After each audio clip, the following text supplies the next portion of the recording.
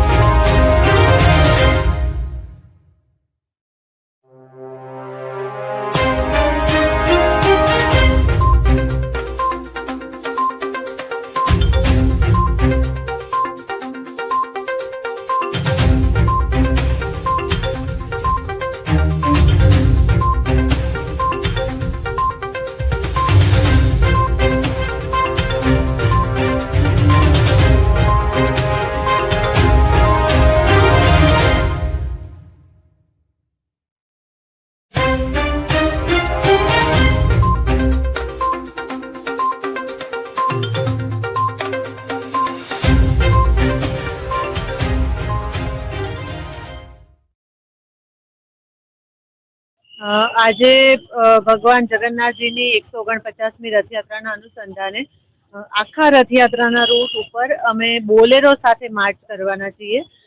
આ બોલેરો માર્ચની અંદર 50 બોલેરો જોડાઈ છે અને sector 1 JCP sir, zone 3, zone 2 એના બધા જેસીપી અને તમામ પોલીસ સ્ટાફ જોડાશે।